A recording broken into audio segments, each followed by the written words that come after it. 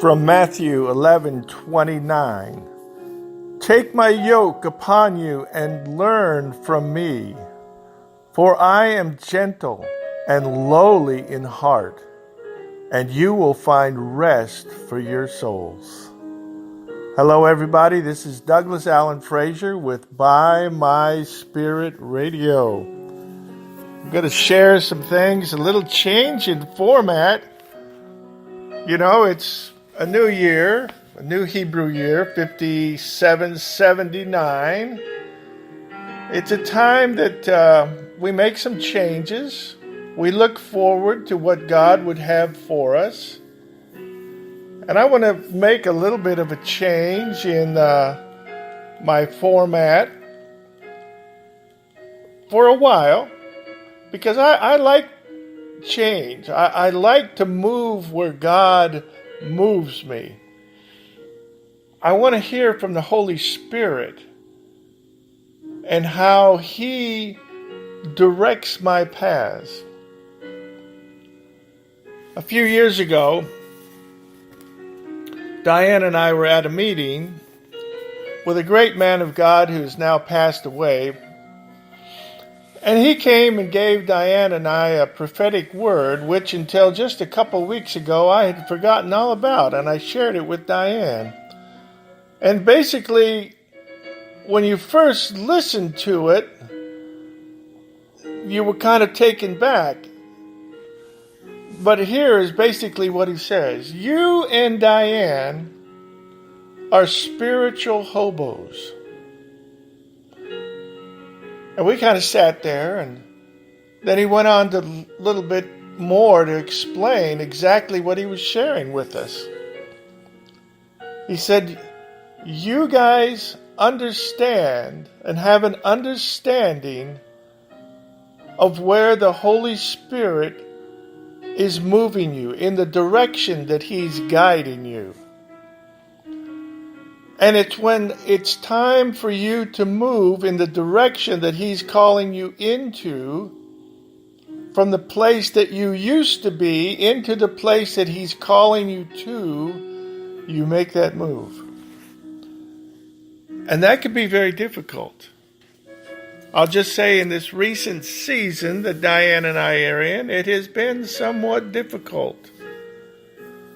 But I know this, that all of my desire is to follow after and go and do what God would have me to do.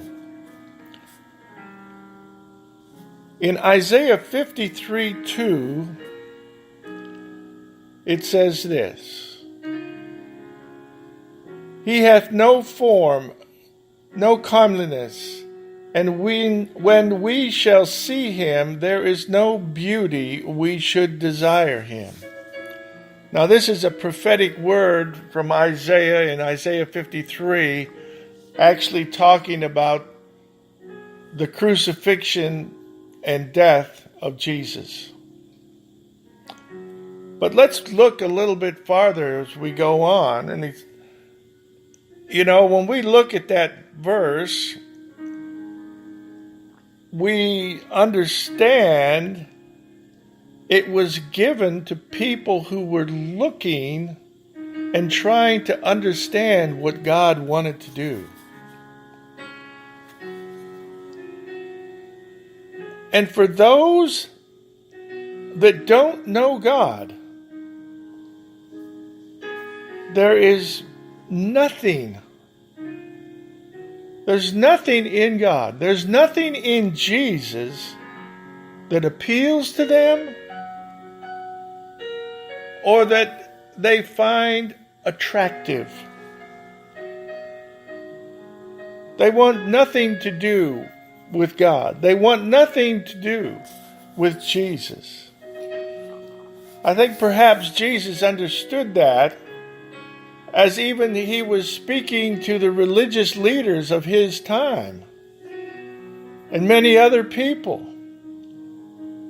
when He would tell them the truth,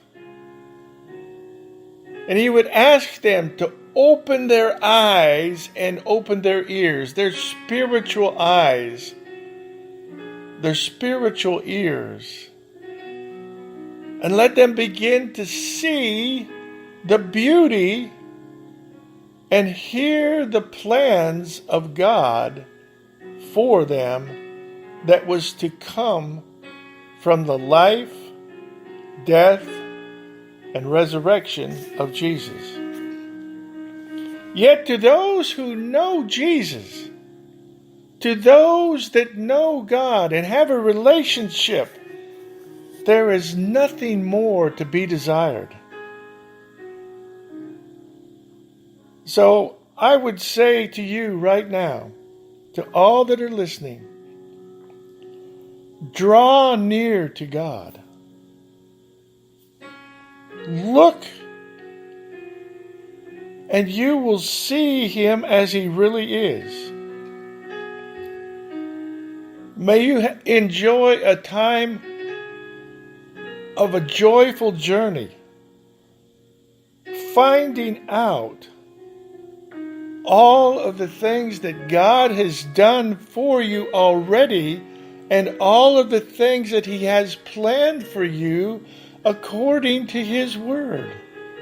And when you read through the Scriptures, you can understand what God has for you. Things that you haven't seen yet, but things that He wants you to know. Things that He has already given you, and all you have to do is claim them.